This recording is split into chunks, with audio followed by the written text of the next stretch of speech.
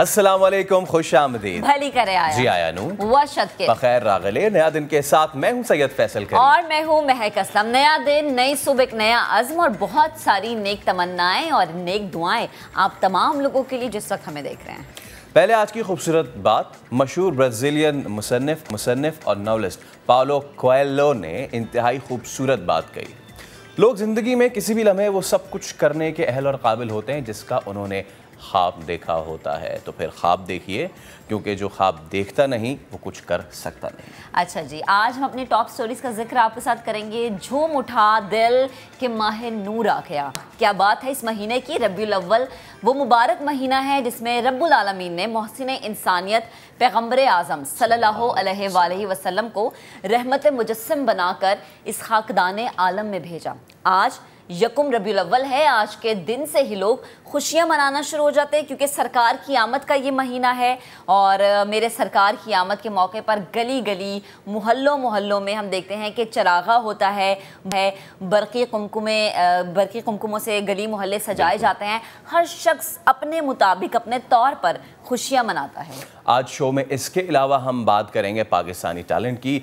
कोपैमा साजिद सतपारा, उन्होंने मनासलू चोटी पर सब्ज़ हिलाली परचम लहरा दिया है। साजिद ने यह काम बगैर ऑक्सीजन किया है। तो नेपाल की मनासलू चोटी भी साजिद सतपारा अब अबूर कर चुके हैं। अच्छा जी, आज हम अपने प्रोग्राम में ऐसे पाकिस्तानियों से भी आपकी मुलाकात करवाएंगे जिन्होंने ताइक्वांडो चैंपियनशिप में 15 मेडल्स अपने नाम किए हैं। एक दो नहीं, कितने? 15। अब जनाब ये हमारे जो हीरोज हैं, जो हमारे स्टार्स हैं, वो आज हमारे प्रोग्राम का हिस्सा होंगे। देर से पहुंचना कभी ना पहुंचने से बेहतर है। जल्दबाजी हादसात का सबब बनती है। हादसात की रोकथाम के लिए मोटरवे पुलिस क्या इकदाम कर रही है, शो में आज उस पर तफसील से बात करेंगे। अच्छा जी, अब उस शख्सियत का जिक्र जिसके आने का इंतजार था और जब वो शख्सियत पाकिस्तान आई तो हमने देखा कि डॉलर की वो जो ऊंची उड़ान थी ना, वो वापस नीचे आना शुरू हो गई। अमरीकी डॉलर जो है उसके बढ़ते हुए जो पर थे वो अब कटना शुरू हो गए हैं, यानी नीचे जमीन पर वापस आ रहा है। 2 दिन में 5 रुपए से जायद की कमी देखी गई है, जबकि दूसरी जानिब भारतीय रुपया ढेर हो गया है। डॉलर 20 साल की बुलंद तरीन सतह पर पहुंच गया है। यकुम अक्टूबर से पेट्रोल की कीमत में भी 9 रुपए कमी का इम्कान है, जो कि कह रहे थे कि इसहाक डर जब आएंगे तो पाकिस्तान की मईशत में हम वो तब्दीली देखेंगे कि हम ये कहने पर मजबूर हो जाएंगे कि शुक्र है कि हमारा जो मईशत का ट्रैक है वो अब बिल्कुल ठीक है। मईशत का जो पहिया है वो जिसको एक ब्रेक से लग गई थी वो अब बेहतर अंदाज में चलना शुरू हो गया है। इसके अलावा शो में आज आपको यह भी दिखाएंगे कि हर शख्स चाहता है वो खूबसूरत दिखे और चेहरे के गैर ज़रूरी बाल खूबसूरती के दुश्मन होते हैं। शो में आज हम जानेंगे कि चेहरे से गैर ज़रूरी बालों का खात्मा हेल्दी तरीके से कैसे मुमकिन है। एग्जैक्टली। अच्छा जी, ज़रूरत इजाद की माँ है और हमें रिज़्क़ हलाल कमाने में शर्म महसूस बिल्कुल नहीं करनी चाहिए। अच्छा जी, वो लोग कहते हैं ना जो हमारे पास मौका नहीं है, उनके लिए पैगाम यही है कि भैया मौके आपने खुद पैदा करने होते हैं। अच्छा, कल मैं गई, एक ऐसी खातून से मेरी मुलाकात हुई जिन्होंने एक रक्षा को मिनी रेस्टोरेंट बनाया था सड़क किनारे। हाँ बिल्कुल, और उनकी हिम्मत को सलाम है कि सड़क किनारे हमने देखा फैसल कि बेतहाशा मर्दों के ठेले थे, लेकिन उन मर्दों के दरमियान में वो अकेली खड़ी थी और कमा रही थी, और जो उनकी हिम्मत थी उनकी हिम्मत को सलाम। आज उन खातून से भी आपकी मुलाकात करवाएंगे। बिल्कुल। इसके अलावा जी, पाकिस्तान और इंग्लैंड के दरमियान T20 सीरीज का 5वां मैच आज कदाफी स्टेडियम में खेला जाएगा। Over to you Lahore. 7 matches की सीरीज में दोनों टीम्स 2-2 मैचेस जीत चुकी हैं। इवन स्टीवन से हम शुरू करने जा रहे हैं, बशर्ते ये कि बारिश ना हो, क्योंकि कल प्रैक्टिस इसी वजह से रुकी थी क्योंकि कल लाहौर का मौसम बड़ा अच्छा रोमांटिक सा था, बारिश हो गई थी। लेकिन अगर आज बारिश नहीं होती तब हम देखेंगे मैच कराची में बैठ के अपनी अपनी घर की टेलीविजन। लाहौर में मौसम अच्छा होता है रोमांटिक, और कराची में होता है तो बहुत ही डैमेजिंग हो जाता है। तो हमें थोड़ा सा जो है ना वो एहतियात बरतनी पड़ती है इस लिहाज से जी, क्योंकि रोड्स जो हैं उस पर पानी नजर आता है। तो दीगर मौजूआत आज हम प्रोग्राम में शामिल, लेकिन सबसे पहले हम आपको बताएंगे जिन्ना सिंध मेडिकल यूनिवर्सिटी में तालिबा को हिरासा करने का मामला जोर पकड़ता जा रहा है। तलबा और तालिबात ने एहतजाज भी किया है, जिसके बाद यूनिवर्सिटी इंतजामिया ने टीचर को मुअत्तल करके तहकीकात का आगाज़ कर दिया है। और ये बड़ा ज़रूरी है क्योंकि ज़ाहिर है जब तालीमी दरसगाहों में इस तरह की सिचुएशन होगी तो कौन वालिदैन फैसल जो कि अपने बच्चों को पढ़ने के लिए बाहर भेजेंगे। अच्छा, अब यूनिवर्सिटी में सूरत हाल क्या है, तहकीकात कहाँ तक पहुँची है, ये सब कब से हो रहा है, इस पर बात करने के लिए हमें ज्वाइन कर रहे हैं जिन्ना सिंध मेडिकल यूनिवर्सिटी के registrar doctor Azam Khan. Doctor साहब अस्सलाम वालेकुम, बहुत शुक्रिया आप समा के लिए वक्त निकाल रहे हैं क्योंकि मामला बड़ा अहम है। सबसे पहले ही ये बताइए तहकीकात कहाँ तक पहुँची हैं और क्या मामला अभी चल रहे हैं? बहुत शुक्रिया जनाब। I am very much thankful to Samaa TV कि उन्होंने मतलब ये इस प्रोग्राम के बाद यकीनन बहुत सारे मामला जो हैं और जब बहुत सारी चीज़ें जो हैं वो हमारे सुनने वालों के और स्टूडेंट्स और उनके पेरेंट के जहनों में बहुत ज़्यादा वाज़ेह और क्लियर हो जाएंगी। तो तहकीकात का जैसे आपने बात किया कि जिस दिन ये वाक़या पेश आया, तकरीबन 23 सितंबर को ये वाक़या पेश आया, उसी वक्त जैसे ही हम वो ये कैंपस 2 है, हम लोग होते हैं कैंपस 1 में। तो कैंपस 1 में जब इस बात की इत्तला मिली तो हुआ ये कि वाइस चांसलर साहब ने फौरी तौर पे ये अहकाम जारी किए और मुझसे कहा कि आप फ़ौरन वहाँ पे जाइए कैंपस 2 में और जाके देखें कि क्या सिचुएशन है। मैं उसी वक्त अब वहाँ पे कैंपस 2 में गया। वहाँ पे मैंने देखा जो सिचुएशन थी, वो बच्चे बहुत ज़्यादा उसमें थे, गुस्से में थे और नारे वगैरह जो है बहुत बड़ा जो इनका एक रिएक्शन था वो रिएक्शन में थे। मैंने वहाँ जाते ही सबसे पहला काम ये किया कि मालूमात हासिल की इस बात की कि ये किस टीचर के ख़िलाफ़ जो है ये कंप्लेंट है। तो उसी वक्त मैंने विदिन 15 मिनट्स जो है सबसे पहले जो है हमने उसको क्या किया, सस्पेंड किया है टीचर को। सस्पेंड करके उन्हें डायरेक्टिव दे दिए कि जाके वीसी सेक्रेटरीट में रिपोर्ट करें। उसके बाद फिर हमने उन बच्चियों से मुलाकात की है। उनसे फिर मैंने कहा कि बेटा तरीक़ाकार ये है कि आप हमें एक बाकायदा फॉर्मल तरीके से रिपोर्ट करके दे दीजिए, अभी के अभी करके दें, ताकि हम इस मैटर को आगे तक लेकर जाते हैं। ठीक है। उसके बाद बच्चियों ने वो रिपोर्ट लिखी है। उसके बाद मैंने उसी वक्त उस पर डायरेक्टिव दे दिए और वो मार्क कर दी डिसिप्लिनरी कमेटी और हैरेसमेंट कमेटी को। और उसी वक्त ये प्रॉम्प्ट हुआ है ये एक्शन जो हमने जैसे ही वाक़या नोटिस में आया उसके फ़ौरन जो है ये बात हमने इसको एक्शन ले लिया था। डॉक्टर साहब एक मैं आपसे एक क्रॉस क्वेश्चन मैं करना चाह रहा था आपसे कि ये जिस वक्त ये तमाम तर हंगामा आराई हुई, हुल्लड़बाजी हुई, आपने बिल्कुल ठीक कहा कि ये तरीक़ा नहीं है, इसको ठीक तरीके से रिपोर्ट आना चाहिए। अच्छा सर, इशू ये है कि ये पहली मरतबा नहीं हुआ, if I am not wrong 27 मरतबा 26 मरतबा ये चीज़ हो चुकी है। तो अगर ये इस तरीके से पहले हो जाता रिपोर्ट तो शायद इतने हुल्लड़बाजी की ज़रूरत पेश ना आती। अच्छा ठीक है, ये एक थोड़ा सा कॉन्सेप्ट मैं फिर अगेन दोबारा रेफ़र करूँगा अपने मोहतरम स्टूडेंट्स के लिए और उनके वालिदैन के लिए भी कि हमारे पास इस तरह का या इस लेवल का जो इंसिडेंस है फर्स्ट टाइम रिपोर्ट हुआ है। अच्छा। और वो भी रिपोर्ट हाँ, इससे पहले हमारे पास रिकॉर्ड पर कोई चीज़ ऐसी नहीं है। अच्छा। डिस्पाइट ये कि हमारी इस इशू के ऊपर ज़ीरो टॉलरेंस है और ये हमने बहुत पहले अपनी वेबसाइट पे लगा के रखा हुआ है तमाम स्टूडेंट्स के लिए कि जहाँ भी अगर उन्हें ये वाक़या होना तो बहुत बड़ी बात है, अगर उन्हें परसेप्शन भी ऐसी आ रही है कि कहीं पे उनके साथ नॉन प्रोफेशनल एटीट्यूड दिखाया जा रहा है, वो चाहे वो फैकल्टी हो चाहे वो स्टूडेंट हो, अगर उन्हें किसी वक्त ये परसेप्शन भी आ रही है तो हमारे फोकल पर्सन के नाम along with their email and उनके कॉन्टेक्ट नंबर, जो सारे इमिनेंट प्रोफेसर्स हैं हमारे JSMU के, उनके नामों के साथ वो लिस्ट हमारी वेबसाइट पे लगी हुई है, आप देख भी सकते हैं कि वो कांटेक्ट उनको टेलीफोन पे कांटेक्ट करके, क्योंकि देखिए ये मामला इतने ऐसे होते हैं कि हसास होते हैं कि इसमें कॉन्फिडेंशियलिटी जो है उसकी बहुत सख्त ज़रूरत होती है कि चीज़ें कॉन्फिडेंशियल रहें। बिल्कुल डॉक्टर साहब, क्योंकि अक्सर औकात ऐसा होता है कि स्टूडेंट्स डर की वजह से भी चीज़ें रिपोर्ट नहीं कर पाते, बिकॉज आपने कहा ना कि ये एक ऐसी चीज़ थी फर्स्ट टाइम जो रिपोर्ट हुई है, जबकि हमने जो चीज़ें की उसमें कई दफ़ा स्टूडेंट्स ये कहते हैं कि हमें हरास किया गया, लेकिन डर जाती हैं, स्पेशली लड़कियाँ जो इस मामले में ज़्यादा डरती हैं। मुझे बताएं कि दोनों पार्टीज़ का मौक़िफ़ आपने सुना, कोई सबूत सामने आए या हम फैसला कब तक समझे, कब तक मुतवक्के है?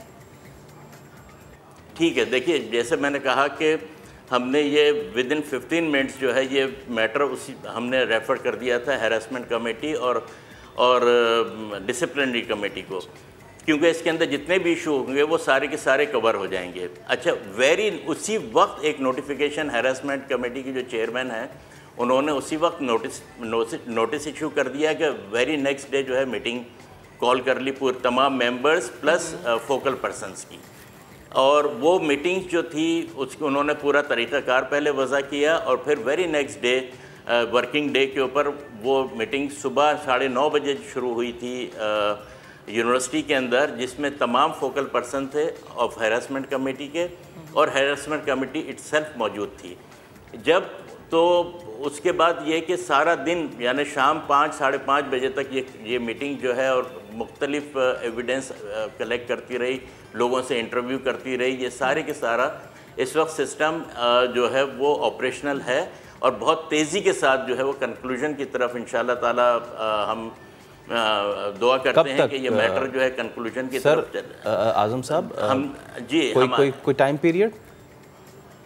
जी, टाइम पीरियड ये इन मामलात के अंदर हमारी कोशिश तो यही है कि जितना ये तूल पकड़ेगा उतने ज़्यादा मसाइल पैदा होंगे, इसलिए हम चाहते हैं कि इसको कमेटी को बताया भी है हमने कि जल्द से जल्द इसको जो है कंक्लूड करें ताकि हम आगे बढ़ सकें। तो आप बेफिक्र रहें, कोई इंसाफ होगा अगर ऐसी बात। बिल्कुल डॉक्टर साहब, होना चाहिए। इन केस ऑफ गिल्टी क्या होगा, हम क्या उम्मीद रखें? देखें, अभी इस मौजू पे कोई भी बात करना जो है वो मैं समझता हूँ कि मुनासिब होगा भी नहीं, क्योंकि कमेटी इस वक्त बैठी हुई है। आज भी इस वक्त 9:30 बजे से आज ये सेशन इनका दोबारा से शुरू हो जाएगा, और इसी तरह शाम तक जो है वो पूरे तंदेही से। और अगेन तमाम डॉक्टर साहब बेहद शुक्रिया, आप हमारे साथ मौजूद थे, आपने हमें वक्त दिया गुफ्तगू करने के लिए, शुक्रिया। अब जरा आगे बढ़ते हैं। म्यूनसिपल टैक्स के मामले पर इस्तीफा देने वाले एडमिनिस्ट्रेटर कराची मुर्तज़ा वहाब ने समा के नुमाइंदे संजय साधवानी से खुसूसी गुफ्तगू की है। क्या कह रहे हैं वो ज़रा आपको सुनवाते हैं। एडमिनिस्ट्रेटर कराची मुर्तज़ा वहाब ने इस्तीफ़ा दे दिया। इस्तीफ़ा देने के बाद मुख्तलिफ बातें सामने आई हैं। कोई कह रहा है कि MQM के दबाव के बाद पीपल्स पार्टी ने उनसे इस्तीफ़ा लिया है, कोई कह रहे हैं कि वो अब काम करना नहीं चाहते थे और चाहते थे कुछ दिन के लिए रिलैक्स हों, छुट्टियाँ हों, इसीलिए उन्होंने इस्तीफ़ा दे दिया। और कोई क्या ये कह रहा है कि उन्हें ये डर था कि इलेक्शन के बाद हाफिज़ नईम साहब आ जाएंगे, जो हल सिर्फ जमात इस्लामी है। हल सिर्फ जमात इस्लामी किस चीज़ का? अब ये शायद जमात इस्लामी का हल है ये, या नईम रहमान साहब का हाल है कि हर जगह उन्होंने माशाल्लाह जो अपनी तस्वीरें लगा दी हैं, तो लोग कह रहे हैं जमात इस्लामी का हाल यही कि भाई खुदा का वास्ता है नईम रहमान को नौकरी शौकरी दे दो कि काम से लग जाएं वो। अभी जमात इस्लामी वाले गए हैं सारे मामले पर कोर्ट में, उस पर क्या कहेंगे हाफिज़ नईम वाले? उनको मैं कहना चाहूँगा कि इस शहर के भले का सोचें, इस शहर के मफाद का सोचें। ये पैसे KMC के अकाउंट में आते, किसी की जेब में नहीं जाते, और शायद ये चीज़ लोगों को बुरी लगती है, क्योंकि देखें माजी में कभी भी आप कैश पेमेंट कोई करते हैं, पर्ची के ऊपर पेमेंट करते हैं, उसका कोई सबूत नहीं होता, उसकी कोई मनी ट्रेल नहीं बन पाती। लेकिन जब के इलेक्ट्रिक के अकाउंट से KMC के अकाउंट में मुंतकिल होते तो फिर मनी ट्रेल होती, और फिर अगला जो भी मेयर आता उससे सवाल पूछा जाता कि भाई बताओ, तुम कहते हो मेरे पास पैसे नहीं हैं, के इलेक्ट्रिक तो बता रही है कि तुम्हें पिछले महीने उसने इतने पैसे ट्रांसफ़र किए, वो पैसे कहाँ खर्च किए, किस मद में खर्च किए, कौन सी सड़क बनाई, कौन सा पार्क बनाया। फिर लोगों के पास ये आसान जवाब नहीं होता कि मेरे पास इख्तियारात नहीं है। हर चीज़ के ऊपर मनफी सियासत, धरने की सियासत ना करें। आप ये देखें कितना बड़ा तजाद है कि वो कहते हैं कि हम इस शहर को ठीक करना चाहते हैं, और फिर शहर की सड़कों पे कीलें ठोक के वो टेंट लगाते हैं। वो कहते हैं हम शहर को ठीक करना चाहते हैं, यहाँ पे साइन बोर्ड माफिया है। इस शहर में सबसे बड़ी साइन बोर्ड माफिया इस वक्त हाफिज़ नईम रहमान है। मैं कितने आपको बोर्ड दिखाऊँ जहाँ पे हाफिज़ नईम रहमान साहब के तस्वीर के साथ पोस्टर्स लगे हुए नज़र आ रहे हैं। पैसे देते हैं टैक्स उसका? कोई टैक्स नहीं देते। ये वो लोग हैं जो इंफ्रा ब्रिज आप साफ़ करते हो, अंडरपास पे टाइल लगाते हो, अपने पोस्टर लगा के चले जाते हैं उसके ऊपर। आपको किसी अंडरपास पे, किसी ब्रिज पे GA मुर्तज़ा वहाब लिखा हुआ नज़र नहीं आएगा। अच्छा, इस मुल्क को कानून पे चलना चाहिए, उस कानून पे चलने के लिए क्या कानून के रखवाले ही रुकावट है? इसका आप जवाब रखवालों से पूछ लें, लेकिन मैं कन्विंस्ड हूँ कि अगर आप इंतज़ामिया के हाथ पैर बांध देंगे और फिर इंतज़ामिया को कहेंगे कि जाओ समंदर में तैर लो, तो नहीं तैर सकती। कानून इस बात की इजाज़त देता है कि बल्दिया उज़्मा कराची म्यूनसिपल टैक्स इकट्ठा कर सकता है। कानून इस बात की इजाज़त देता है कि बल्दिया उज़्मा चाहे तो ख़ुद इकट्ठा करे या किसी प्राइवेट पार्टी के थ्रू इकट्ठा कर ले। अगर सड़क टूटी होती है तो आप सवाल इंतज़ामिया से पूछते हैं, स्ट्रीट लाइट नहीं जलती तो आप इंतज़ामिया से पूछते हैं, अगर आपकी ड्रेन्स नहीं चलती तो आप इंतज़ामिया से पूछते हैं, सेवरेज नहीं चलता इंतज़ामिया से पूछते हैं। तो जब सारे सवालात इंतज़ामिया से ही होने हैं तो फिर इख्तियार भी इंतज़ामिया को एक्सरसाइज करने दें। मैंने कल फ़ैसला किया बड़े लोगों ने मुझे कहा फ़ैसले को रिकन्सिडर कर लें, फ़ैसले को आप, बड़ी इज़्ज़त मुझे मिली, बहुत लोगों ने मोहब्बत की, जिसके लिए मैं तहे दिल से उनका ममनून और मशकूर हूँ। लेकिन मैं उसूल पर खड़ा हुआ हूँ कि अगर इदारों को काम नहीं करने दिया जाएगा, इदारे काम नहीं कर पाएंगे। मुर्तज़ा अवाब से असल तकलीफ़ किसको हुई है? लोगों को होती है तकलीफ़। अब आपको पार्टी कहती है कि आप कंटिन्यू करें, क्या मूड है आपका? मूड मेरा अच्छा है, मैं रिलैक्स्ड हूँ, खुश हूँ। तो छोड़ने के बाद है ना, दोबारा अगर ज्वाइन करें? देखिए, काम तो मैं अभी भी कर रहा हूँ, आपके सामने हूँ, अभी मैं घर पे तो नहीं बैठा हुआ, और मैं अपनी पार्टी के डिसिप्लिन का पाबंद हूँ, पार्टी डिसिप्लिन को फॉलो करता हूँ। पार्टी ने आज तक जो हुक्म दिया है उस हुक्म को फॉलो किया। पार्टी ने मुझे कहा था एडमिनिस्ट्रेटर बनो, मैं एडमिनिस्ट्रेटर बन गया। किसी को उस पर मिर्ची लगी, किसी को बुरा लगा, तो उसका मैं कुछ नहीं कर सकता। मैं जिस ओहदे पर भी रहता हूँ, जिस जिम्मेदारी भी मुझे पार्टी देती है, उसको हमेशा कोशिश करता हूँ नेक नियति के साथ और हद्दुल इम्कान कोशिश करता हूँ खुश उसलूबी के साथ सर अंजाम दे सकूँ। चले जी, आगे बढ़ते हैं। और जैसा कि हम हमेशा बताते हैं, Pakistan is full of talent. तो नेपाल में तीसरी mount Everest international open taekwondo championship हुई। इसमें पाकिस्तानी खिलाड़ियों ने क्या कमाल किया है, एक नहीं दो नहीं, मतलब इतने मेडल जीते हैं कि जो जीत रहे हैं वो खुद भी काउंट नहीं रख पा रहे कि हमने जीत कितने लिए हैं। खैर, तो हमने थोड़ा बहुत काउंट रखा है। 15 मेडल्स अपने नाम किए हैं। तो इवेंट में मेहरुन्निसा मज़हर अब्बास ने सोने का तमगा अपने नाम किया है। गोल्ड मेडलिस्ट मेहरुन्निसा और मज़हर अब्बास इस वक्त हमारे साथ मौजूद हैं। सबसे पहले तो मेहरुन्निसा और मज़हर, आपको बहुत बहुत मुबारक हो। तो लेडीज़ फर्स्ट, गोल्ड मेडल लेके कैसा महसूस कर रही हैं आप? बहुत अच्छा, क्योंकि बाहर जब आप जाते हैं अपने मुल्क के लिए खेलने के लिए, तो वो एक अलग ही फीलिंग होती है। मुल्क में तो आप खेलते रहते हैं, तब इतना फील नहीं होता, लेकिन जब आप बाहर जाके बाहर आप विन करते हैं, तो वो अपना मुल्क का एक अजीब ही आ जाता है ना। बहुत अच्छा फील होता है। एक होती ना कि बस जीतना और पाकिस्तान का नाम रोशन करना है। अच्छा मज़हर, आप बताएं, आपको भी बहुत मुबारक हो, कैसा महसूस कर रहे हैं? बहुत अच्छा महसूस कर रहे हैं। सबसे पहले मैं अल्लाह पाक का शुक्र अदा करता हूँ कि मैंने पाकिस्तान की नुमाइंदगी की और पाकिस्तान के लिए गोल्ड मेडल जीता। इसका क्रेडिट मैं अपने कोचेस को देता हूँ और माँ बाप की दुआएं मेरे साथ थी, तो इंशाल्लाह इसको कंटिन्यू रखेंगे। अच्छा, मुझे ये बताएं इंशाल्लाह कि क्या सोच थी जब आप खेलते हैं उस वक्त, एक खिलाड़ी के दिमाग में क्या सोच होती है कि बस गोल्ड मेडल ही लेना, इससे तो नीचे बात ही नहीं करनी? अच्छी फीलिंग होती है क्योंकि हम पाकिस्तान की नुमाइंदगी कर रहे हैं, तो पाकिस्तान के लिए गोल्ड जीतना है।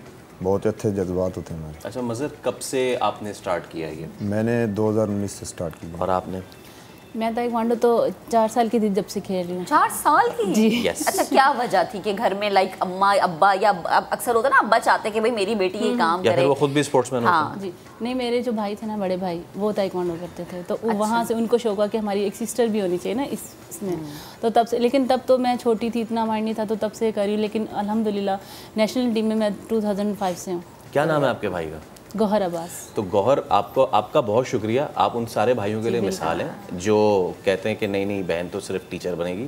थैंक यू सो मच, आपका भी। अच्छा मेहर, ये जो आपने बात की है उस पर हम चौंके भी। 4 साल, बाय द वे एज यही होती है। आप जब चाइना देखें या इस तरह के ममालिक देखें, वो अपने बच्चों को यहीं से ट्रेन करना शुरू करते हैं। आपको तो घर से सपोर्ट मिला। ओवरऑल ताइक्वांडो में पाकिस्तान में कैसा टैलेंट है और कितना ज़्यादा सपोर्ट मिलता है इस डिपार्टमेंट को? माशाल्लाह हमारे पाकिस्तान में बहुत ज़्यादा टैलेंट है और बहुत से बच्चे ऐसे हैं कि अगर मैं अपना देखूं, क्योंकि मुझे तो शुरू से फैमिली ने सपोर्ट किया, लेकिन बहुत सारे बच्चे ऐसे हैं जिनके पास टैलेंट है लेकिन वो आगे नहीं जा सकते। फैमिली प्रॉब्लम्स होती हैं कुछ, मतलब वो, लेकिन मैं ये चाहती हूँ कि उनको समझना चाहिए, अपने बच्चों को समझना चाहिए। जैसे मेरी फैमिली ने, हालांकि मैं ये समझती हूँ कि मेरे अंदर वो चीज़ नहीं थी, लेकिन उन्होंने खुद से मेरे अंदर डाली वो चीज़। तो मैं ये चाहती हूँ कि पेरेंट्स को सबसे पहले तो आपको पता है कि घर ही होता है आपका, तो उनको चाहिए कि अपने बच्चों को समझें, उनको आगे लेके आए मुझे। लेकिन अल्हम्दुलिल्लाह अब काफ़ी अवेयरनेस आ चुकी है हर एक चीज़ में।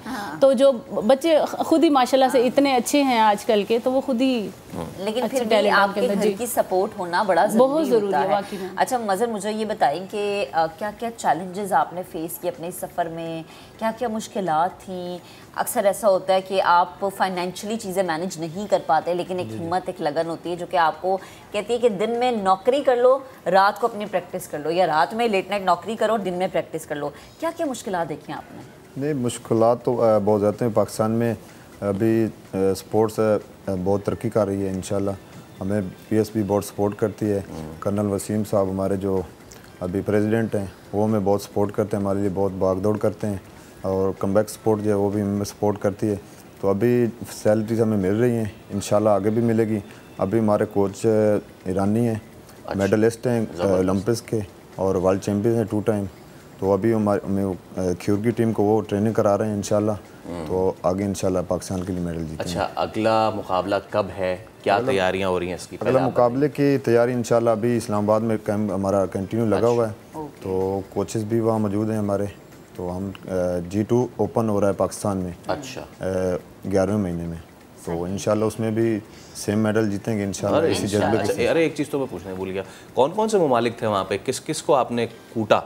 तकरीबन 17 कंट्री थे वहाँ पे, लेकिन जो हमारे पाकिस्तान का जो मुकाबला है सबसे ज़्यादा इंडिया नेपाल। खुशी ज़्यादा ये हुई कि जब इंडिया को हम लोग बीट करते थे तो वो ज़्यादा खुशी होती थी हमें, क्योंकि आपको पता है कि जब आप बाहर के मुल्क में खेलने के लिए जाते हैं तो ऐसा समझ लें पाकिस्तान एक साइड पे था और बाकी पूरा हाल एक साइड पे था। तो उसमें से जब आप पाकिस्तान जब आप जीत रहे होते हैं पाकिस्तान का नाम, तो वो एक अलग ही फीलिंग होती है। अच्छा, कौन से ममालिक को हराया? मेरा तो इंडिया और नेपाल के साथ था। क्या बात! इंडिया जब हारता ना फैसला तो बड़ी खुशी होती है। क्या बात! वैसे हर पाकिस्तानी खुशी होती है। अच्छा मैडम, मुझे बताएं कि नेक्स्ट आपका टारगेट क्या है, क्या अचीव करना है? गोल्ड मेडल तो ले लिया ना, मतलब वो तो सीने पे सज गया, उसके बाद क्या है? कॉमनवेल्थ, ओलंपिक गेम्स, क्या टारगेट सेट किया है? इंशाल्लाह अभी जो हमारा अभी पाकिस्तान में जैसे मदर भी बता रहे थे कि अभी G2 होने वाला है, खिरोगी टीम इंशाल्लाह पार्टिसिपेट करेगी और इंशाल्लाह बहुत अच्छा रिजल्ट आएगा हमारा। लेकिन अभी जो हमारा नेक्स्ट गोल है ना ओवरऑल टीम का, वो है साउथ एशियन गेम्स जो कि फर्स्ट टाइम पाकिस्तान में हो रही हैं। तो वो फ़िलहाल हमारा वो गोल है इंशाल्लाह। फिर आपको पता है कि इंशाल्लाह चलें जी, G2 के लिए और साउथ एशियन गेम्स के लिए मेहर आपको, मज़र आपको बहुत बहुत बेस्ट ऑफ लक। एक बार फिर आपका बहुत शुक्रिया। तो ये हमारे वो चमकते दमकते सितारे क्यों ना चमके, क्योंकि गोल्ड मेडल लेकर आए तो चमकेंगे। अभी एक ब्रेक ले रहे जी। बिल्कुल, और ब्रेक के बाद आपकी मुलाकात करवाएंगे वज़ीर सेहत सिंध डॉक्टर अज़रा अफजल पिचोहो से, जिन्होंने एतराफ़ किया है कि सैलाब ज़दा इलाकों में मलेरिया वबाई शक्ल इख्तियार कर गया है। अब क्या इकदाम आते हैं ये भी बताएंगे, लेकिन ब्रेक के बाद।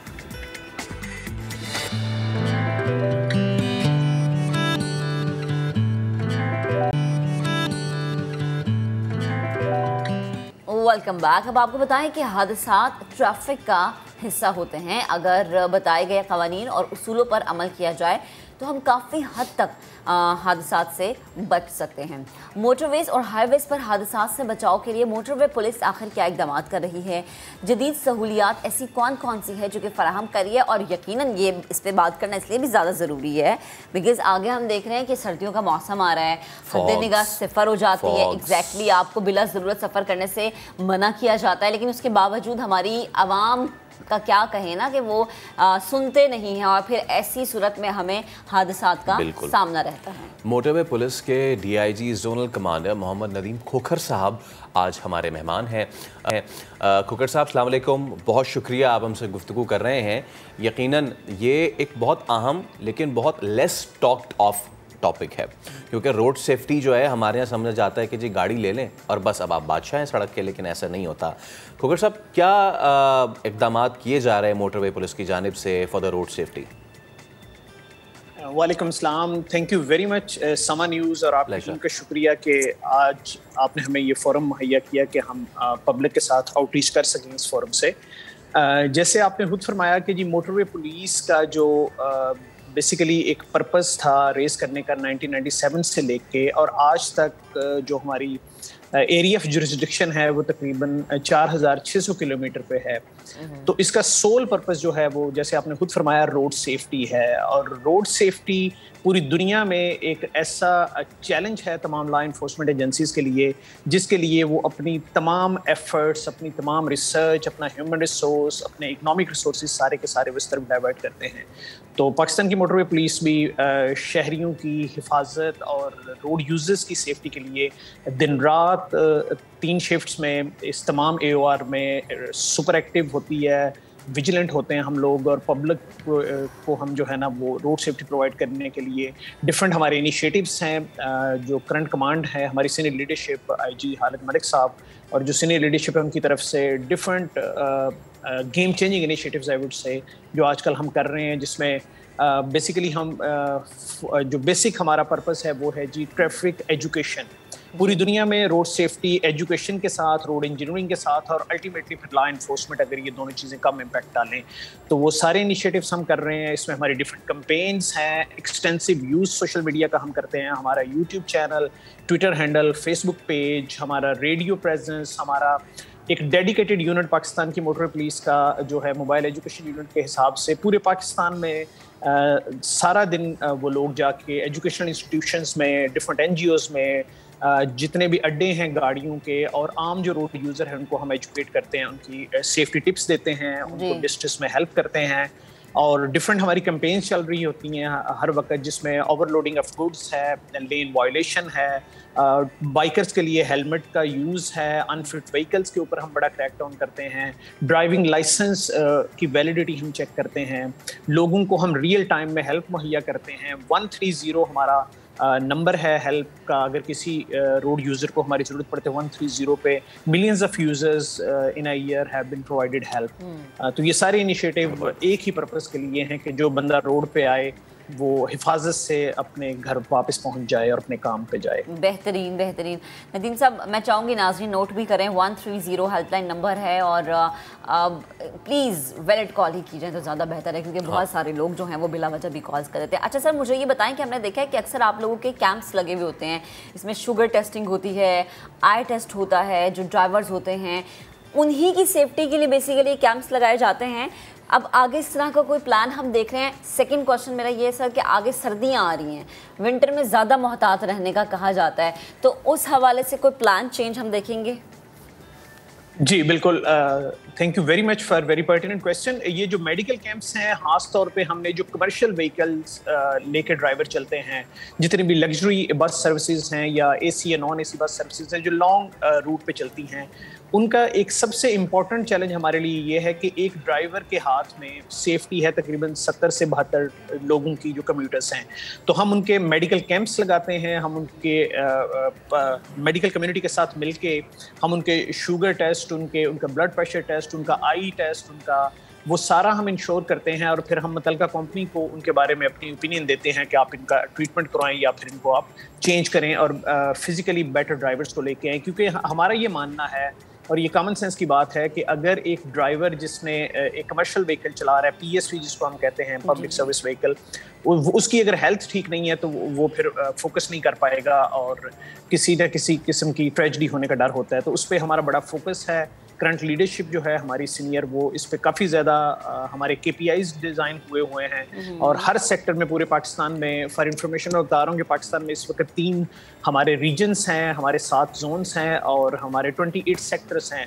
ऑल अक्रॉस पाकिस्तान तमाम सेक्टर्स इस चीज़ को इंश्योर कर रहे हैं कि जी हम मेडिकल कैंप्स लगा के उनकी हेल्थ चेक कर सके। दूसरा, fog is a very very challenging season, लेकिन हमारी जो KPIs हैं, की परफॉर्मेंस इंडिकेटर है, उस हिसाब से उसको हर साल हर इंसिडेंट और हर एक्सीडेंट के बाद उसको एनालिसिस किया जाता है। हमारे हर सेक्टर में, हर बीट लेवल पे हमारे डाटा एनालिसिस विंग्स हैं, उसको एनालिसिस किया जाता है उस इवेंट का और फिर उसके बाद प्रिवेंटिव मेजर्स दिए जाते हैं। फोग में पब्लिक से मैं रिक्वेस्ट करना चाहूँगा मोटर पुलिस की तरफ से कि प्लीज़ अपना प्लान जो है ना सफ़र को वो ज़रूर एडवांस में किया करें, क्योंकि रोड पे निकलना पूरी दुनिया में एक बड़ी ही प्लान्ड एक्टिविटी समझी जाती है, लेकिन हमारे यहाँ ऐसा नहीं है।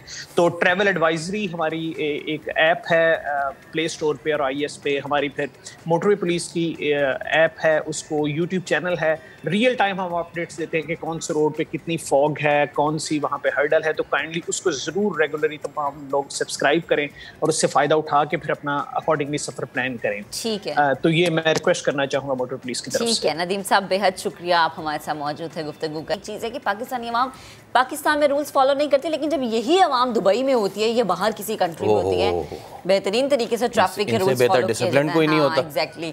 अच्छा जी, अब ज़रा आगे बढ़ते हैं। वज़ीर सेहत सिंध डॉक्टर अज़रा पिचोहो ने एतराफ़ किया है कि सिंध सैलाबज़दा इलाकों में मलेरिया जो है वो वबाई शक्ल इख्तियार कर चुका है। फ़िज़ा में मच्छरों के बादल मंडला रहे हैं और उसका कोई हल नज़र नहीं आ रहा है। Now this is something very doubtful. अज़रा फजल पिचोहो अगर ख़ुद ये चीज़ कह रही हैं और उन्होंने मज़ीद इंटरव्यू में क्या कहा है, आपको सुनवाते हैं। बहुत ज़्यादा वबाई अमराज में है मुब्तला हो चुके हैं, तो उनमें कौन कौन सी स्पेसिफिक डिजीज़ है? मलेरिया जो है जो वबा की सूरत कर चुका है और ऐसे जैसे बादल होते हैं मस्कीटोज़ के, मच्छरों के, वो फिर रहे होते हैं पानी के ऊपर, और पानी के साथ जो लोग बसे हुए हैं, जो रह रहे हैं, 2,68,268,000 जो हैं हमारे जो है मलेरिया के केसेस आए। इसी इतने बड़े इलाके में फ्यूमिगेशन करना भी हमारे लिए प्रॉब्लम है कि हम पहुंच नहीं सकते। पैलेट्स डाल रहे हैं लेकिन पानी किलोमीटर्स के हिसाब से पानी फैला हुआ है, तो हमारे जो पैलेट्स जो हम दवा डालते हैं उसका भी असर एक छोटे से एरिया में होगा, जो उस इलाके से थोड़ा सा दूर भी हमारा पैलेट नहीं पहुंचेगा, वबाएं फिर उधर से फैलेंगी। हमें अंदेशा है हेपेटाइटिस फैलेगा, टाइफाइड फैलेगा। अभी तो हम नहीं देख रहे इतनी तादाद में ये केसेस, एक आध कोई केस आ रहे हैं, लेकिन ये बढ़ने की सूरत हाल हो सकती है कि ये वबा भी बढ़े। हमेशा हर साल स्प्रे होता रहा, और अब KMC का भी इसमें किरदार है, उन्होंने नहीं स्प्रे किया, इस वजह से भी आपको प्रॉब्लम हुई? नहीं, देखिए ये तो लोकल गवर्नमेंट का ज़्यादा इसमें काम है, लेकिन KMC ने स्प्रे किया है, लेकिन मुतवातर इस पर हमें काम करना होता है कि हर बारिश के बाद हम उस जगह को देखें कि वहाँ पानी अगर खड़ा है तो उस पर हम लार्विसिडल एक्टिविटी करें, हम कोशिश करें कि उस जगह को फ्यूमिगेट करें कि मच्छर जो हैं वो नहीं हो। कराची के 3 बड़े हॉस्पिटल्स हैं, बहुत ज़्यादा बर्डन है उस पर, और आम आदमी को उसमें ज़्यादा काफ़ी प्रॉब्लम होती है इलाज मुआवजे में भी, फिर उसके अलावा सफाई सुथराई के हवाले से भी। इस पे आपकी कितनी सर्विलेंस है? अमराज बढ़ते चले जा रहे हैं और लोग जो हैं अस्पताल की तरफ रुजू भी ज़्यादा करने लगे हैं। पहले ये होता था हकीम के पास चले जाते थे, अभी तो सब अस्पताल ही चले जाते हैं। लेकिन इसके लिए हमारे पास जो है ऑब्वियसली प्लानिंग है कि हम मज़ीद अस्पताल जो हैं उनको सेटअप करेंगे। NICVD के हवाले से इनके डायरेक्टर जो हैं वो भी काफ़ी ज़्यादा इस वक्त रेडार पे मुख्तलिफ इदारे उनको टारगेट कर रहे हैं, तो क्या महकमा सेहत सिंध उनके खिलाफ एक्शन लेगा? NICVD के जो डायरेक्टर हैं उनके लिए अभी हमने एडवर्टाइज़ की है, दूसरे डायरेक्टर आ जाएंगे। बहुत अरसा हो गया था उनको वहाँ, तो अभी जैसे वो न्यू डायरेक्टर आ जाते हैं शायद उसमें बेहतरी आ जाएगी। कुछ NICVD के इंटरनल मामलात हैं उनको भी हम देख रहे हैं, इंशाल्लाह इसको भी कर लेंगे। जी, तो सिचुएशन ये हो चुकी है, लेकिन होपफुली जैसे कि डॉक्टर साहबा कह रही हैं कि काबू पा लिया जाएगा, तो हम भी उम्मीद करते हैं काबू पा लिया जाएगा। उम्मीद पे दुनिया कायम है। चलिए कराची का रुख करते हैं इलाक़ा मंगोपीर। यहाँ अंदरूनी सड़कों की तामीर सूबाई हुकूमत ने शुरू कर दी है, मुबारक हो बहुत बहुत। लेकिन मुबारकबाद बाद में वसूल कीजिएगा। असल सवाल ये है कि मंगोपीर रोड कब तामीर की जाएगी। समा के नुमाइंदे खुर्शीद आलम ने इस बारे में एक रिपोर्ट तैयार की है, वो आपको दिखाते हैं, अंदाज़ा खुद हो जाएगा। मंगोपीर के इलाके में अंदरूनी गलियों और रास्तों की अस्तरकारी का काम तो शुरू हो चुका है, लेकिन 30 किलोमीटर से ज़्यादा तवील मंगोपीर रोड कब तामीर होगी और शहरियों को यहाँ गुजरते हुए झटके और हिचकोले खाने कब ख़त्म होंगे, ये हम मालूम करेंगे यहाँ के मकीनों से।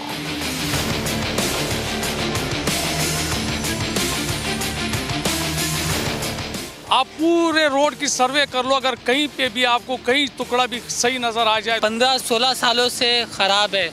अभी इसमें अगर कोई वैन आ जाए, एम्बुलेंस आ जाए। यहाँ पे सारी लोडिंग गाड़ी है, 22 व्हीलर 10 व्हीलर गाड़ी है, ठीक है ना, वो लोडिंग गाड़ी है। रोडों को ये हाल है, धूल मट्टी, हर 10 मिनट के बाद अगर आप बाहर निकलते हो तो आपको मुँह हाथ धोने की ज़रूरत पड़ती है। आपको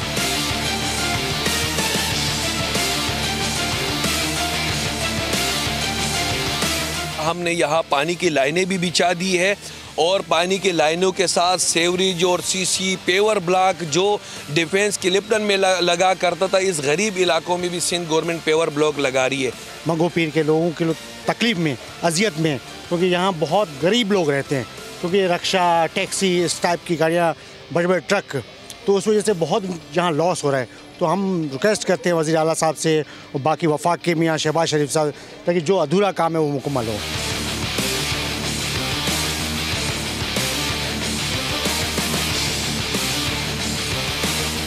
मंगोपीर रोड की तामीर न होने से मार्बल और सेरामिक्स की सनत बहुत बुरी तरह मुतासिर हो रही है। शहरियों का मुतालबा है कि यकीन दहानी नहीं, मंगोपीर रोड फौरी तौर पर तामीर की जाए। कैमरामैन M कामरान और अकबर अली के साथ खुर्शीद आलम, समा, कराची। अरे सिर्फ मंगो पीर की नहीं बल्कि जगह जगह सड़क टूटी हुई है, वहाँ वहाँ तामीर की जाए। कौन कौन सी आपको सड़क बताऊँ जो टूटी हुई नहीं है? देखिए बारिशों की वजह से सारी सड़कें बह गई थी, अब बारिश भी ख़त्म हो गई है, मौसम भी बड़ा खुशगवार है, तो फिर क्या इरादा है, हो जाए इस अच्छे मौसम में कुछ कराची वालों के लिए अच्छा काम? ये तब होगा जब आप सोचेंगे या आप अपनी, या वो होता है ना कि एक प्लान तैयार हो गया लेकिन उस पर अमल दरामद नहीं हुआ। प्लान्स बहुत बनते हैं, उन प्लान्स पे अमल दरामद कब होगा? जब उन प्लान्स पे अमल दरामद होगा तब फैसल के सवाल का जवाब मिल जाएगा कि तभी कराची वालों की किस्मत बदलेगी। अब ये तो हुक्मरान पे है कि वो कब प्लान पे अमल दरामद करता है। चलिए अभी एक ब्रेक लेते हैं और ब्रेक के बाद आपको मिलवाएंगे, कराची में मौजूद हैं बाजी दाल चावल वाली, उनसे आपकी मुलाकात होगी ब्रेक के बाद। और इसके अलावा जिस्म से गैर ज़रूरी बालों का खात्मा कैसे किया जाए, लेज़र थेरेपी से कोई नुकसान तो नहीं पहुंचता, ये सब जानना चाहते हैं, लेकिन थोड़ा रखिए इंतज़ार, रहिए हमारे साथ, देखते रहिए नया दिन।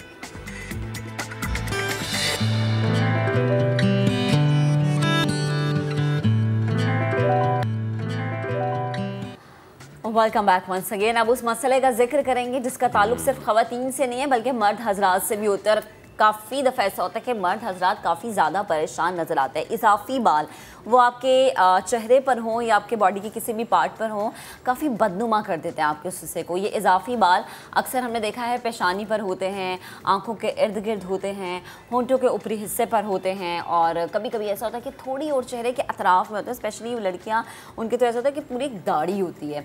अब कहा यह जाता है कि चेहरे पर गैर ज़रूरी बालों का मसला आम तौर पर हार्मोन्स की चेंजिंग्स की वजह से होता है, लेकिन कभी कभी हमारी डाइट ऐसी हो जाती है, कभी कभी हम बहुत ज़्यादा टेंशन में आ जाते हैं, कभी कभी ये जेनेटिक इशू भी हो जाता है। अच्छा, अब ये तमाम मसले और फिर किस एज में, चाहे वो मर्द हैं, चाहे वो खातून हैं, चाहे वो टीन एज गर्ल्स हैं, उनको अपनी डाइट में क्या कुछ शामिल करना चाहिए, क्या कुछ शामिल नहीं करना चाहिए, फैसल ये जानना बहुत ज़रूरी है। और इसके अलावा भी हम में से बहुत से लोग जो है वो ट्रीटमेंट्स को ऑप्ट करते हैं, तो ये ट्रीटमेंट्स कितने यूज़फुल होती हैं, क्या इनमें ख्याल रखना चाहिए? देखें ये सब बातें बड़ी अहम हैं, तो ये अहम बातें हम और अपनी कितनी करें। हम अपनी गेस्ट को इंट्रोड्यूस कराते हैं।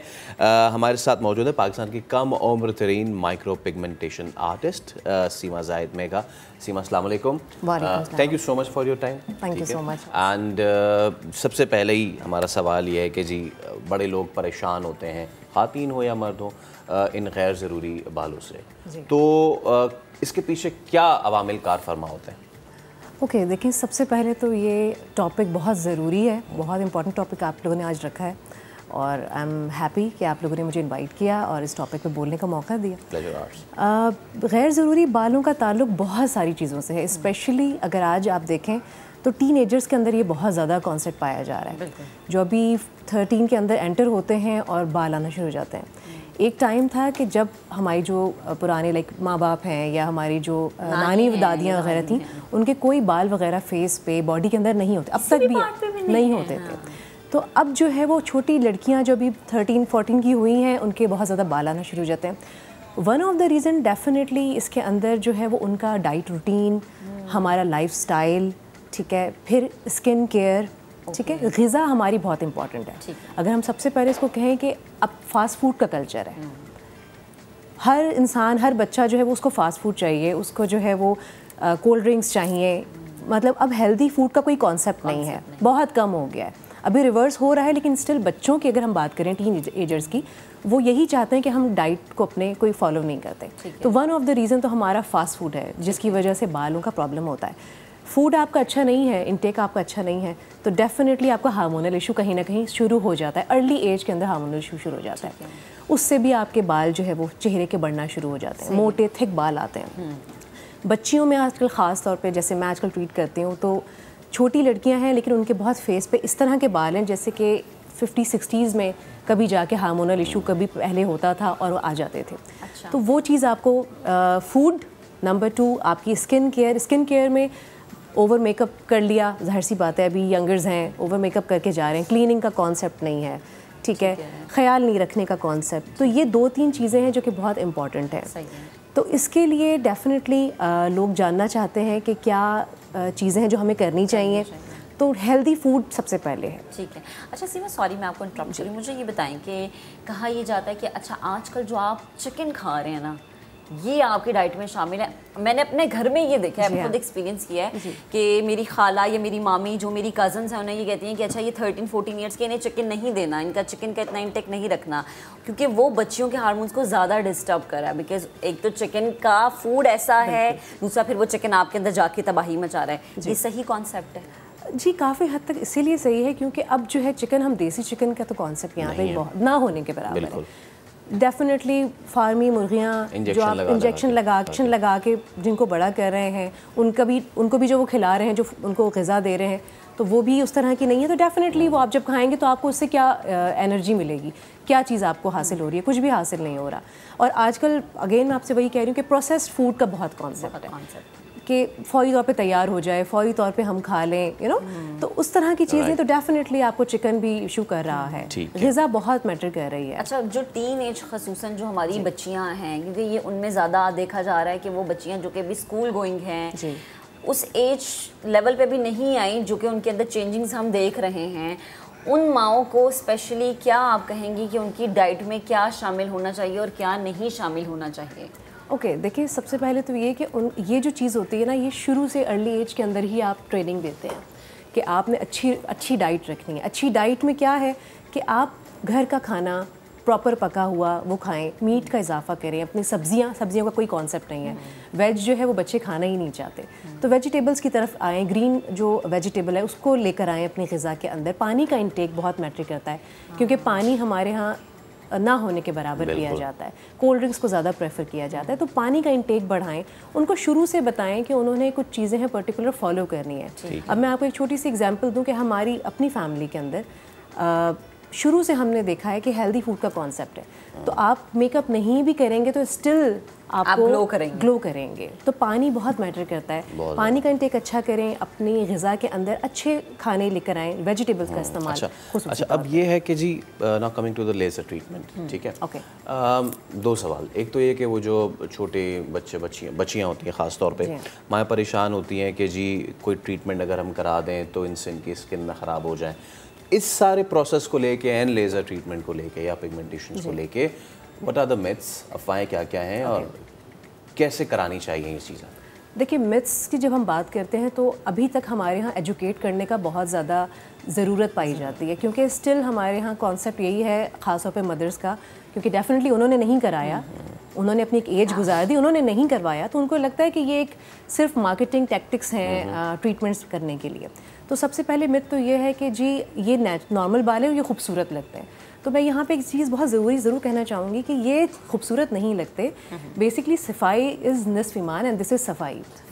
क्लीनिंग है, आपका फेस आपका साफ़ होगा, आप खुद साफ़ सुथरे नज़र आएंगे तो आपको ज़रूरत नहीं है कि कुछ और आप ट्रीटमेंट करें। तो सबसे पहले तो ये कि उस चीज़ का ख्याल रखें कि सफाई निस्फ़ ईमान है, आप उसको साफ़ करेंगे तो आप ज़्यादा अच्छे लगेंगे, ज़्यादा प्यारे लगेंगे। अच्छा, जो लेज़र ट्रीटमेंट है बेसिकली ये सेटिंग्स होती है ना? हाँ जी, बिल्कुल। ये आपने एक सेटिंग करवाई, दूसरी सेटिंग कराई। अच्छा, इसमें आपका ट्रीटमेंट बेसिकली होता क्या है? यानी वो जो लेज़र है वो आपकी स्किन के बाल जलाता है, क्या होता है ट्रीटमेंट? क्योंकि कुछ लोग ये कहते हैं जी हमने लेज़र करवाया तो वो स्किन के बाल जले और उसके बाद वो स्किन हमारी ऐसी हो गई कि वो ज़्यादा सख्त हो गई और बाल जो है वो ज़्यादा तादाद में आए और बाल ज़्यादा सख्त आए। ये क्या होता है? देखिए, this is again myth.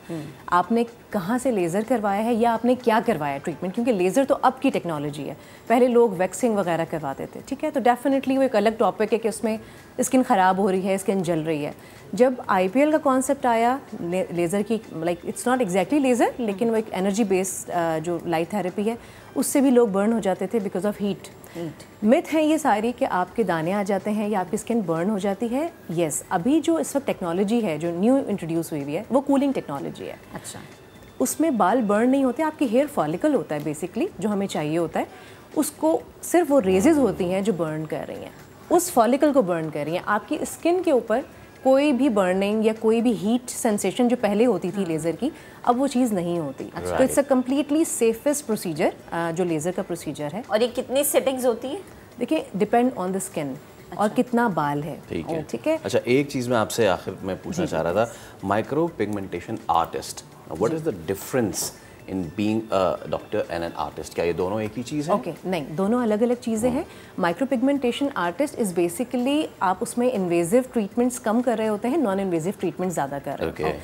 Non invasive का मतलब है कि जिसके अंदर स्किन पेनिट्रेशन बहुत नहीं हो रही है। सही है, ठीक है, ये फर्स्ट लेयर के ऊपर हो रही है, डीप आप पेनिट्रेशन लाइक सर्जरीज की तरह का कुछ नहीं कर रहे हैं। तो माइक्रोपिगमेंटेशन की जब हम बात करते हैं तो उसके अंदर लेजर्स भी आ जाते हैं, स्कैल्प की माइक्रोपिगमेंटेशन आ जाती है, आईब्रोज आ जाती हैं, लिप्स की रीफ्रेमिंग आ जाती है।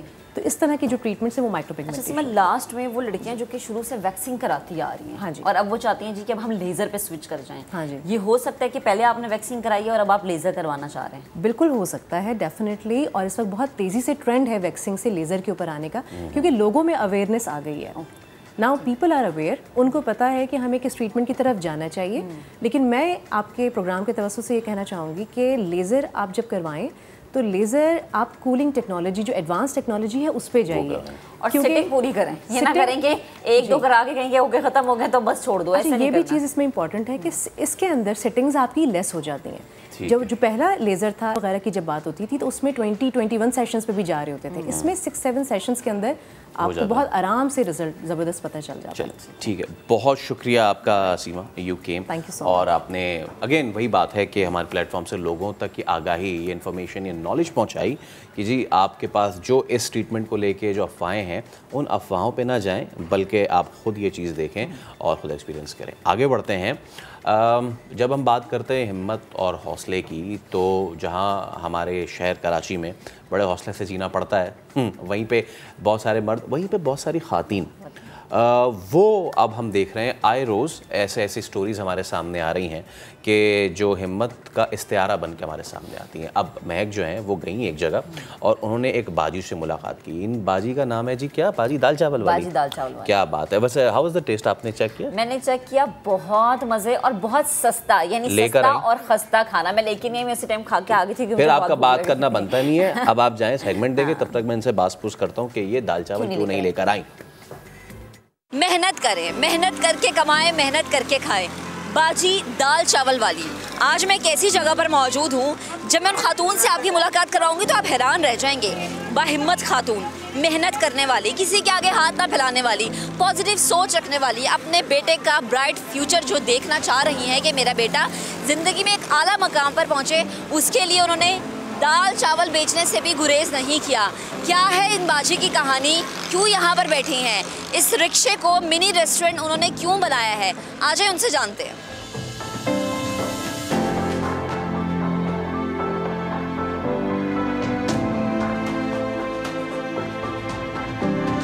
अब जनाब मैं ठेले के अंदर आ गई हूँ। ये एक छोटी सी दुकान बनाई गई है, यहाँ पर बैठने की जगह है। अब मुश्किल 2 लोग इजीली बैठ सकते हैं। अब हमारे साथ बाजी मौजूद है, इनसे जानते हैं कि ये जो काम शुरू इन्होंने किया, ये क्या सोच के शुरू किया था? अस्सलाम वालेकुम। वालेकुम सलाम। अच्छा, मुझे बताएं कि बड़ा मुश्किल है सड़क किनारे ऐसे रक्षा गाड़ी और उसके अंदर फिर दाल चावल बेचना, ये सोच किस तरह आई जहन में? मैम, जब आपके पास कोई बैकअप नहीं होगा और आप बहुत कुछ कर सकते हैं और आप लोगों को कमा के दे रहे हैं, जॉब्स कर रहे हैं आप हाई लेवल पे और अच्छा उनको कमा के दे रहे हैं, अर्न करके उनको दे रहे हैं, लेकिन आपके पास एक्सपीरियंस है, आपके पास टैलेंट है, लेकिन आपके पास बैकअप नहीं है, तो फिर आपको कुछ तो करना है। क्योंकि मैं सिंगल मदर हूँ, मुझे अपने बेटे के लिए कुछ करना है। आपने कभी कहीं जॉब के लिए अप्लाई किया है इससे पहले? जी मैम, मैं रेस्टोरेंट में मैनेजर रह चुकी हूँ। 8 साल मेरा एक्सपीरियंस है रेस्टोरेंट का। अच्छा, तो वो मतलब जॉब क्यों छोड़ी आप? जॉब इसलिए छोड़ी कि मेरा बेटा है, छोटा सा बच्चा है, सिंगल मदर हूँ, कोई देखने वाला नहीं था। घर पे बच्चा सुबह से लेकर शाम तक क्या कर रहा है, पढ़ने गया, शाम में आया है, तो बस बच्चे के लिए कुछ करना था और मैं उसकी तरबियत करना चाह रही थी, उसे टाइम देना चाह रही थी, तो अपना बिजनेस करना चाह रही थी। और ये एक बहुत अच्छी बात है कि बिजनेस उन्होंने एक 0 पॉइंट से शुरू किया। और मैं यहाँ पे देख रही हूँ कि बेपना रश है, लोग आ रहे हैं, बस इनका हाथ नहीं रुक रहा। मैंने इनसे रिक्वेस्ट की कि प्लीज़ आप हमें थोड़ा सा टाइम दे दें ताकि हम इनसे गुफ्तगू कर सकें, क्योंकि ये हमारे मुआशरे के लिए एक रोल मॉडल है। अच्छा, मुझे बताएं क्या क्या मिल रहा है यहाँ पे? दाल चावल के अलावा क्या क्या है? मैम, डेली मेन्यू चेंज करती हूँ मैं। दाल चावल तो मस्ट है, वो तो आपको मिलेंगे। इसके अलावा मैं डेली मेन्यू चेंज करती हूँ। सालन, आप घर में भी एक सालन बनाते हैं देसी खाना, तो आप थक जाते हो, कल भी वही बना था, तो आप डिफरेंट चाहेंगे, तो मैं डेली कस्टमर को डिफरेंट खाने दे रही हूँ। वेजिटेबल्स होती हैं, बीफ होता है।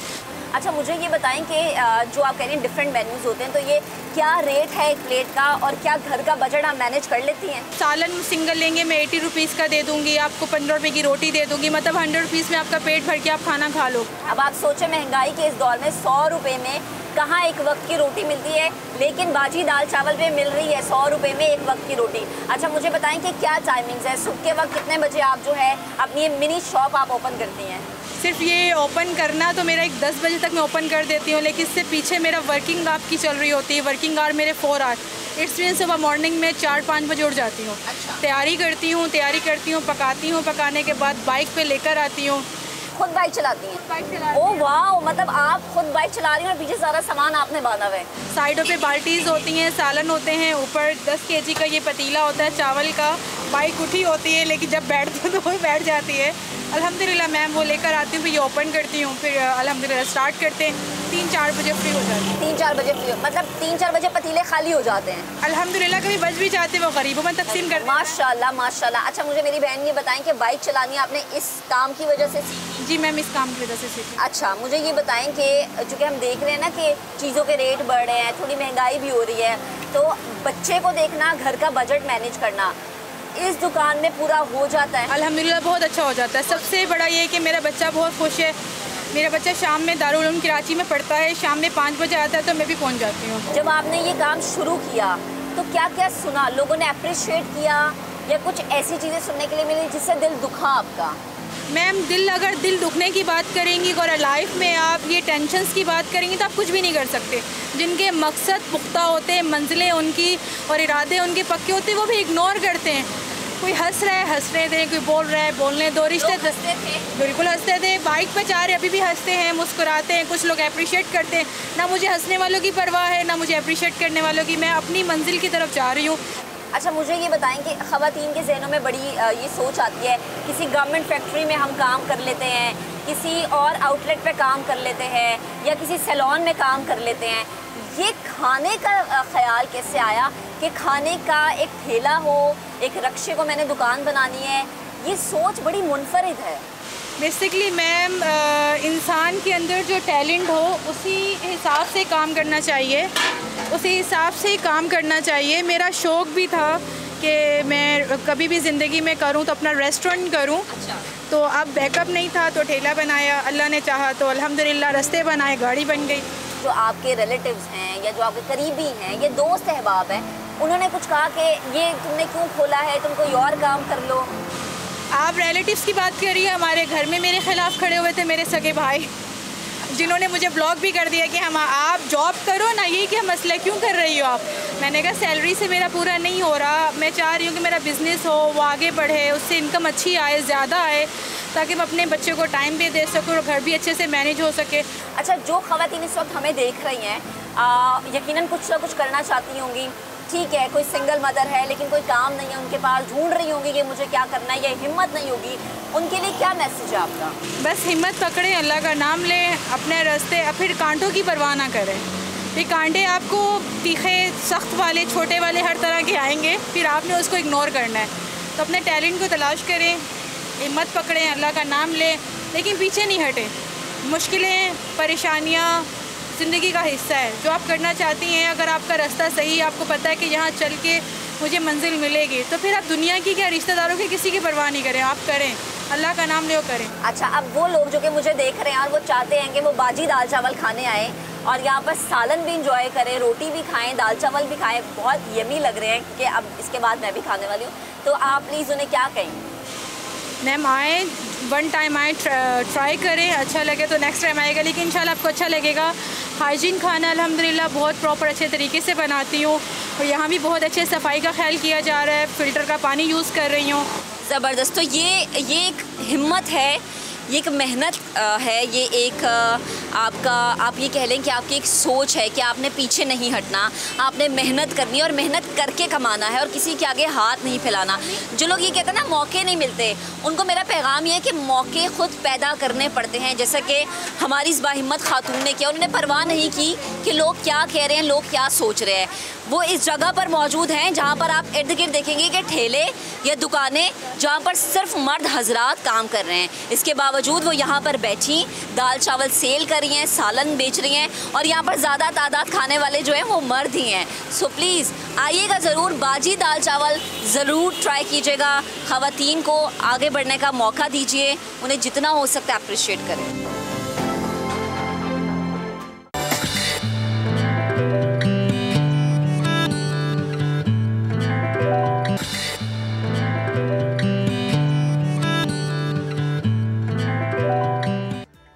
Welcome back. ना सोना, ना चांदी और ना कोई महल, दुनिया की सबसे खूबसूरत तरीन चीज़ कोई शय नहीं बल्कि एक वो रिश्ता है कि जिसमें बर्दाश्त जो है वो शामिल हो। लेकिन हम देख रहे हैं अदम बर्दाश्त किसी इंसान के अंदर किसी भी चीज़ को तहम्मुल और हौसले से बर्दाश्त करने की कमी का नाम है। ये वो मनफी रवैया है जिससे दौर हाजिर का इंसान दो चार है। ऐसे बहुत से केसेस अब सामने आते हैं जिसमें कोई अपना भी अपने की जान का ऐसा दुश्मन बन जाता है कि ना सिर्फ वो खुद तबाह होता है बल्कि पूरे ख़ानदान तबाह हो जाते हैं, नस्लें तबाह हो जाती हैं हाँ। फैसल। और हम किसी एक रिश्ते की बात नहीं करें, हम सिर्फ मियाँ बीवी को टारगेट नहीं करें। बाप बेटी का रिश्ता, बहन बहन का रिश्ता, भाई भाई का रिश्ता, दोस्तों का रिश्ता, या आप ये कह लें कि आप किसी से कमिटेड हैं तो वो रिश्ता, आपकी बीवी है, वो चाहे पहली बीवी है, दूसरी तीसरी कोई भी बीवी है ना वो आपकी, लेकिन आपका उससे रिश्ता। अदम बर्दाश्त हमारे मुआशरे में इस तरह से अब जन्म ले चुकी है, सरायत कर चुकी है कि हमें लगता है कि शायद सिर्फ सामने वाले को मारना, उसको ज़िबा करना, उसकी जान ले लेना फैसल, हमें लगता है सिर्फ यही वाहिद हल है। इसीलिए आज हमने मदऊ किया है कश्मीर से ताल्लुक़ रखने वाली 18 साल शाजियाँ हैं। और अब ऐसा क्या हुआ कि वो घर छोड़ गईं और शेल्टर होम में आ गईं।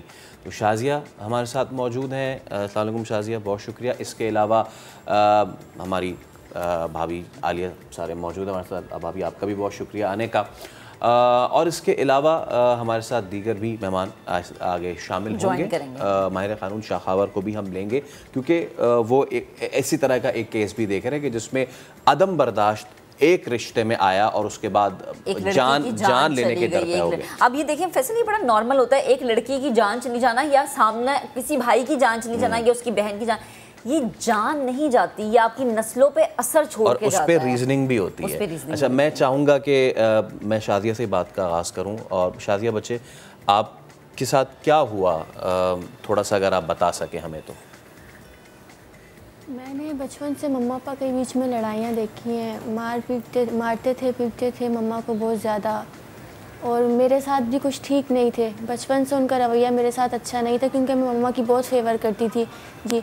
जब भी वो मम्मा को मारते थे तो मैं भागती भी नीचे दादी के पास चली गई कि पापा मम्मा को मार रहे हैं, तो वो दादी ऊपर आती थी, बचाती थी मम्मा को। कभी चाचू आ गए तो फिर जब वो बचा के नीचे चले जाते थे तो फिर उसके बाद पापा मुझे मारते थे कि तुमने नीचे आकर क्यों बताया। ज़्यादा मम्मा की फेवर आती है, मैं तुम्हारा बाप नहीं हूँ, सिर्फ यही माँ है। क्या किस वक्त क्या एज थी? मैं 4 साल की उम्र से ही मैं ये देखती हुई आ रही हूँ। 4 साल जी। अच्छा। मुझे एक एक बात अभी तक याद है, कैसे मारा, कब मारा, किस तरीके से मारा, किस चीज़ से मारा, सब मेरे दिमाग में बैठा हुआ है, अभी तक निकलता नहीं है वो। तो शाजिया आपके और बहन भाई भी हैं? जी, हम 3 बहनें और 2 भाई हैं। अच्छा, तो अभी आप जो हैं आप आपा के पास हैं क्योंकि आपको लगता है कि आप अपने अब्बा के साथ गैर महफूज हैं। जी। अच्छा, ऐसा ही है जी। तो आपको कितना अरसा हो गया आपा के पास? मुझे माशाल्लाह 1.5 साल हो गया। 1.5 साल। तो मतलब घर जाने का या बहन भाइयों के पास वापस जाने का कोई इरादा बिल्कुल भी दिल नहीं है मेरा। और आपकी अभी एज क्या है? 23। और जब आपने सब कुछ देखा तब आप 4 साल की थी। और आपकी वालिदा की जब डेथ हुई है तो तब आपकी क्या एज थी? 12 साल। 12 साल। 4 से 12 साल का अरसा शाजिया ने सब कुछ देखा। आपकी फैमिली से कभी किसी ने कांटेक्ट किया हो या आपसे कहा हो कि वापस आ जाओ, अब तो अरसा हो गया है, आपके अब्बू चेंज हो गए हैं, अब उनके अंदर वो गुस्सा या वो अदम बर्दाश्त नहीं रही?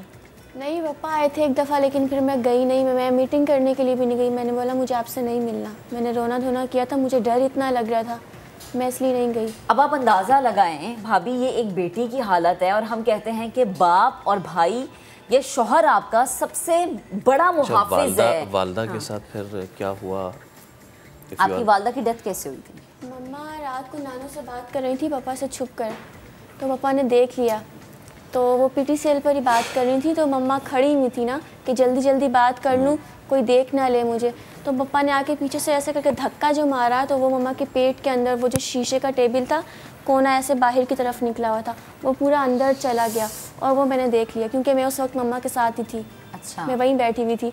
थोड़ी देर पहले मैंने भी बात की थी, फिर मम्मा कर रही थी मेरे बाद बात। और इससे आपकी वालिदा की डेथ हुई। ये आपका वो दुख है शाजिया जिस पे हम जितनी बात करें उतना कम है। हम इस दुख में आपके साथ हैं और हम चाहेंगे कि दुनिया की कोई भी बेटी जो है ना वो अपने बाप, अपने भाई, अपने शौहर के साथ गैर महफूज अपने आप को ना समझे, क्योंकि हमें हमेशा ये सिखाया गया है कि अब्बू हैं, भाई है या फिर आपका शौहर है या आपके सबसे बड़े मुहाफिज़ है भाभी। हम अपनी माँ से कुछ कहते थे ना कि अम्मी फलानी जगह जाना है, तो हमारी अम्मी कहती थी बेटा शादी हो जाएगी ना अपने मियाँ के साथ जाना क्योंकि तुम फिर उसकी जिम्मेदारी बन जाओगी। तो जो इनके वालिद हैं उस हवाले से उनका कांटेक्ट भी किया और मुझे लेने भी आया, लेकिन मैं नहीं गई क्योंकि मैं डर चुकी थी। ये क्या अलमिया, अदम बर्दाश्त, खौफ, बेसब्री हमारे मुआशरे में बहुत ज़्यादा हो गई। इस बच्ची ने एक बार नहीं कई बार अपने बाप पे भरोसा किया है, कई बार ये अपने बाप के साथ गई है। ये मेरे पास शेल्टर में भी दूसरी दफ़ा आई है और ये पहले घर से निकलकर एक जगह गई थी, वहाँ पे उन लोगों ने अब्बा को दे दिया था, लेकिन जब पिटाई लगाई ना बने वहीं कड़े कड़े, तो वो लीगल, वो इदारा बहुत अच्छा है लेकिन वो लीगल सपोर्ट नहीं कर सकते थे, तो उन्होंने फिर सारिम बनी ट्रस्ट में भेज दिया कि हमारे पास लीगल सपोर्ट हो जाती है। हमारे पास से अब्बा ले गए थे इसलिए कि हमारी जो कानूनी एक दायरा कार है वो उससे घबरा गए कि वो पकड़ में ना जाए। फिर एक और जगह जाके डाल दिया इदारे में, फिर वहाँ ये 7-8 साल ये बच्ची रही और फिर वहाँ से जब ये निकल के दादी के पास गई, दादी के इंतकाल के बाद बेयारो मददगार हो गई क्योंकि फिर अब्बा के पास और एक सर्टिफिकेट बन रहा था इस बच्ची का जो इसने मुझे बताया कि जिसमें इसको पागल डिक्लेयर करके हमेशा के लिए जहाँ भी फिर करना चाहते थे वो कर सकते थे। फिर ये निकल कर मेरे पास आई सिर्फ इसलिए कि क्योंकि पहले मेरे पास बचपन में 8 साल पहले एक पूरा माहौल मेरा देख के जा चुकी थी, तो इसको लगा कि अब ये मेरे लिए सबसे बेहतरीन जगह है। और उसने फिर जब अब्बा से कहा कि भाई मैं नहीं जाना चाहती है, नहीं, तो अब इसका ये कानूनी इख्तियार है। छोटा बच्चा क्योंकि गार्जियन माँ बाप ही होते हैं तो वो जाके कोर्ट से भी ले लेते हैं। मैंने तो वो केसेस भी देखे हैं और मैं बहुत तकलीफ से कहूँ कि अगर प्रोस्टिट्यूशन भी अपने बच्चों से अगर कोई माँ या बाप करा रहे हैं तो वो कोर्ट के थ्रू उनको भी ले जाते हैं क्योंकि वही असल हकदार है, इदारा उसका हकदार नहीं है। लेकिन मैं इदारे के लिए एक बात करूँ कि सारिम बनी ट्रस्ट में अगर कोई, ये तो खैर छोटे बच्चे, अडॉप्शन इतनी होती है, ट्रांसजेंडर बच्चा भी आ जाए तो हमारी कोशिश होती है कि उसको ऐसी फैमिली दें जहाँ माँ बाप दोनों हों, जो उसका इलाज कर ले, यानी उसको भी अच्छी ज़िंदगी दी जाए। ये कैसे माँ बाप हैं? मैं यही आपसे पूछना चाह रहा था कि ये जो शादिया ने पूरा केस बताया अपना, ये तो कत्ल है। हाँ, इस पे कोई एफआईआर वगैरह इनके वालिद पे कुछ कोई इस तरह का मामला, कोई कानूनी कार्रवाई? बात ये है कि जब आप कानूनी कार्रवाई करते हैं और अपने ही लवाहिकीन उनको माफ कर देते हैं तो उस कानूनी कार्रवाई की हैसियत नहीं रहती है ना। जो हम देखते हैं कि मजीद संगीन जराइम जो है वो जन्म लेते हैं। कानून वो बनने चाहिए जिसमें जालिम का साथ किसी तरह ना दिया जा सके, जो देना चाहे वो भी ना दे सके। अच्छा शाजिया, मुझे बताएं, जैसे आपने कहा ना कि आपके अपने ही रिश्तेदार फिर उसको बचाना, अब क्या हुआ था? अब्बा के खिलाफ कोई कानूनी कार्रवाई हुई आपके? नहीं, कुछ भी नहीं किया। पापा ने ले जाकर भी उनको कश्मीर में दफनाया ताकि यहाँ पर कुछ हो भी ना सके। और कोई बोला भी नहीं? कोई भी ना नहीं दादी बोली ना कोई और बोला? डांटा था, पापा को मारा था, लड़ाई झगड़ा हुआ था और दादी ने ताल्लुक ख़त्म कर दिया था पापा से। देखिए, जो दादी होंगी वो तो बेचारी यही कर पाएंगी ना, लेकिन वही असल मसला है कि जो आज हम बात कर रहे हैं, क्या हुआ है आखिर ऐसा कि हमने कमर्शियलिज्म, हमारी वालदा, हमारे वालिद, देखिए ये चीज़ें हर जगह होती हैं, लड़ाई नाइत्तफाकी हर जगह होती है, लेकिन उसको ऐसा करना कि किसी ने भी किसी को उठा के हाथ मार दिया, किसी ने भी, और उससे भी बढ़ के आगे वाला बंदा बर्दाश्त कर ले क्योंकि उसको कहा गया है कि बेटा अब यहाँ से मर के ही निकलना है, तो फिर ऐसे में सारी सूरत हाल कैसे आप बेहतरी देखती हैं? रिश्तों में बर्दाश्त कैसे लाया जाए? रिश्तों से मोहब्बत करना सीखिए।